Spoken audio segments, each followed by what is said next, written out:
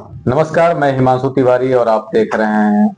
इस समय अभी हम लोग प्रेस कॉन्फ्रेंस है। कॉन्फ्रेंस इस विषय में है कि पत्रकारों के ऊपर जो फर्जी एफआईआर हो रहे हैं उसके विरोध में मीडिया यूनियन की तरफ से एक प्रेस कॉन्फ्रेंस रखा गया है। और डिजिटल मीडिया यूनियन एक स्वयंसेवी संस्था है जो कि स्वतंत्र पत्रकारिता को बचाने के लिए और पत्रकारों के हित को हमेशा सही से रखने के लिए हमेशा कार्य करता है। ठीक है। विषय विषय है फर्जी एफआईआर। फर्जी एफआईआर पहले जो हमारे साथ बैठे हैं श्री मुकेश कुमार तिवारी जी, इन्होंने कुछ दिन पहले खबर चलाई थी कि कसाई महाल में गौ कसी चल रही है और उस खबर के खिलाफ में पुलिस प्रशासन बनाम पत्रकार इनके ऊपर उल्टा एफआईआर कर दिया जाता है। ठीक है। दूसरी विषय, पत्रकार राजेश गोस्वामी जो कि धमाका टाइम न्यूज चैनल चलाते हैं, उन्होंने एक प्राइवेट हॉस्पिटल के खिलाफ एक पत्रकारिता कर दिया था जिसमें विषय ये था कि 100 को रख करके रोक करके पैसे का मांग किया जा रहा था कि पैसे आप देंगे तो अब आपके 100 को भेजा जाएगा। हालांकि दोनों विषय पे दोनों जगह पे पत्रकारिता ही हो रही थी। इन्होंने अपने खबर कैसे चैनल पे उसको प्रसारित भी किया था और धमाका टाइम पे राजेश गोस्वामी ने प्रसारित किया था। खबर का असर भी हुआ, वहां पे जांच भी हुई और उसका असर भी देखने को मिला। हालांकि दोनों जगह पे अभियुक्त ने ही जिसके खिलाफ खबर चलाई गई थी उनके ही द्वारा उल्टा एफआईआर करवाया जाता है पत्रकारों के खिलाफ। और गंभीर सवाल तो यह है कि बिना जांच के बिना तथ्य का सिंगल उसी व्यक्ति के बयानों को आधार मानते हुए तत्काल प्रभाव से एफआईआर दर्ज कर लिए जाते हैं। इनके पत्रकारिता में ये दिखाते हैं कि पुलिस चौकी से मात्र 100 मीटर की दूरी पे गौ कसी का कार्य चलता है जो कि विगत कई वर्षों से चला आ रहा है। और इन्होंने कई बार खबर भी चलाई, एक दो बार इन्होंने लाइव भी चलाया, एक दो बार इन्होंने स्टिंग ऑपरेशन भी किया कि जहां पे बहुत से लोगों ने ये पाया कि हाँ वहां पे ऐसा कार्य चलता है। और पूरे नगर में ये चर्चा है कि कसाई महाल में कसाई का ही काम किया जाता है जो कि गौ कसी से ही कितने परिवार चलते हैं। उसके बावजूद भी पत्रकार के पत्रकारिता को दबाने के लिए, खबर को छुपाने के लिए, पत्रकारिता को रोकने के लिए हर संभव प्रयास किया गया। बहुत से ऐसे साक्ष्य हैं कि जो साक्ष्य ये अपना भविष्य में कभी कहीं होगा तो रखने का प्रयास भी करेंगे।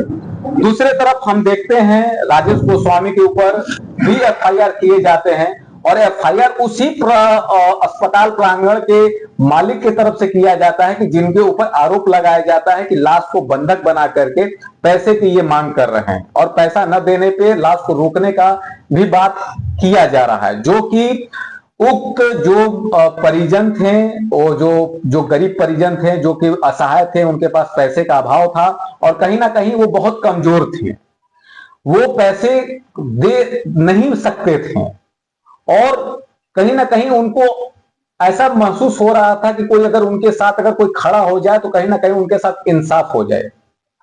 खबर पत्रकार को पता चलती है, पत्रकार उस पर आता है, खबर को चलाता है। पत्रकारिता का असर भी होता है। हॉस्पिटल प्रांगण से बिना पैसे में लाश को सुपुर्द किया जाता है, फिर खुन्नस निकालने के लिए और जो भी मनसा पूरी न हो पाई उस चीज को, अपने मन के भड़ास को निकालने के लिए जो आरोप अस्पताल प्रांगण के ऊपर लगाए गए थे उल्टा सारे वो आरोप पत्रकार के ऊपर लगा दिए जाते हैं। अब यहां सवाल दोनों लोगों का, इन्होंने पुलिस प्रशासन के खिलाफ खबर चलाई तो पुलिस ने इनको अपने तौर पे इनके ऊपर पत्रकार रिपोर्ट कर दिया एफआईआर। राजेश गोस्वामी ने अस्पताल प्रांगण के खिलाफ खबर चलाई, अस्पताल प्रांगण की तरफ से राजेश गोस्वामी की तरफ एफआईआर कर दिए जाते हैं। अब सोचने वाली बात यह है, जब इनके तरफ से गौ कसी की खबर विगत 6 से 7 महीनों से चलाई जा रही थी तो उस समय उसकी जांच क्यों न की गई? जब खबर ज्यादा बार चलाई गई और उसके बाद खबर का असर ये दिखाने के लिए प्रयास किया गया कि वहां पे कोई कार्य नहीं चलता है, इनके ऊपर एफआईआर कर दिया गया कि भाई ये खबर गलत है। राजेश गोस्वामी के ऊपर आरोप ये लगाया गया कि राजेश गोस्वामी पैसे की मांग कर रहे हैं, राजेश गोस्वामी धमका रहे हैं, पत्रकारिता का गलत असर दिखा रहे हैं। ये जो कि सरासर निराधार है। पत्रकारिता के असर के वजह से उस गरीब आदमी के साथ इंसाफ हो पाया। पैसे का मांग अस्पताल प्रांगण के साथ किया जा रहा था, के तरफ से किया जा रहा था, जो कि सारे साक्ष्य बाइट के तौर पे हैं। इनके पास भी जो सारे साक्ष्य हैं वो भी फुटेज में है कि जहां पर मीट का टुकड़ा, चाहे वो जिस भी जानवर का हो, वहां पे वो टंगा हुआ है, वहां पे खून बह रहा है। इनके पास वो सारे साक्ष्य हैं। उसके बावजूद भी पूरे मुगल सराय को यह बात पता है कि कसाई महाल में गौकसी का कार्यक्रम चलता है। उसके बावजूद भी पुलिस प्रशासन पूरे मुगल सराय के बातों को नजरअंदाज करते हुए, इनके पत्रकारिता को माइनस में रखते हुए, अभियुक्त के ही बातों को सच मान करके उल्टा इनके ऊपर एफआईआर कर देता है, और अपने बातों को सही मानते हुए कि वहां पे ये नहीं पाया गया, ये पाया गया, ऐसे ऐसे करके उन्होंने उल्टा एफआईआर कर दिया। ठीक है। राजेश गोस्वामी के ऊपर जब अस्पताल प्रांगण की तरफ से उल्टा एफआईआर लगा दिया जाता है, सिर्फ एक व्यक्ति के सिंगल बयान के आधार पे जो आरोप लगाए जाते हैं निराधार, उसको सच मान करके एफआईआर दर्ज कर लिया जाता है। अब सवाल ये उठता है कि जब एफआईआर दर्ज किया गया, अब मांग, चलिए ठीक है, प्रशासन ने अपने तरफ से जो भी कार्रवाई किया वो उसका विषय था। डिजिटल मीडिया यूनियन के माध्यम से दो मांग रखी जा रही है। एक मांग तो पहले और एकदम साफ और स्पष्ट यही है कि फर्जी एफआईआर को तत्काल प्रभाव से निरस्त किया जाए। सबसे पहली मांग यही है कि जो फर्जी एफआईआर है उसको निरस्त किया जाए। दूसरी मांग कि दोनों पत्रकार जो कि विगत कई वर्षों से पत्रकारिता के दुनिया में अपना परचम फहराए हुए हैं, सरकार के खिलाफ बेधड़क अपनी बातों को रखते हैं, हर जगह तथ्य के आधार पे पत्रकारिता करते हैं, इनको यूट्यूबर कहा गया। क्या पुलिस प्रशासन को पत्रकार और यूट्यूबर के बीच में अंतर नहीं पता है?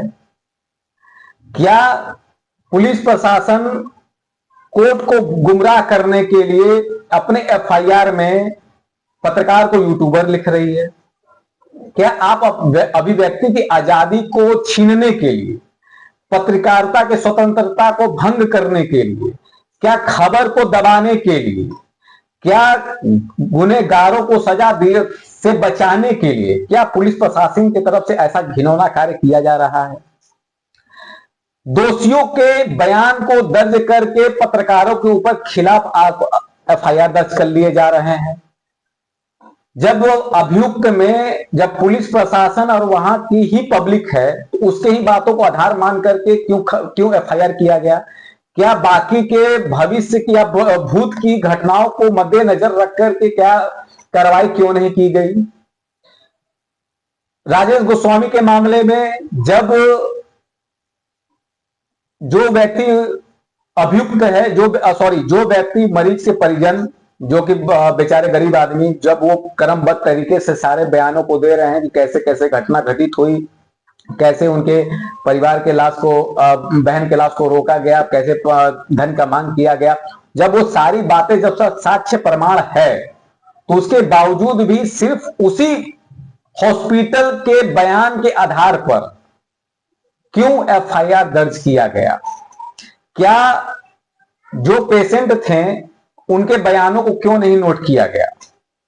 अब डिजिटल मीडिया यूनियन की तरफ से चंदौली पुलिस को एक सूचना, या फिर आप इसको एक विषय भी कह सकते हैं कि अगर इस पे अगर चंदौली पुलिस अगर कार्रवाई नहीं करता है या एफआईआर में वापस नहीं लेता या फिर पत्रकार की जो उसकी पहचान है उसको वापस नहीं करता है, तो अब डिजिटल मीडिया यूनियन की तरफ से अब एक अभियान चलाया जाएगा।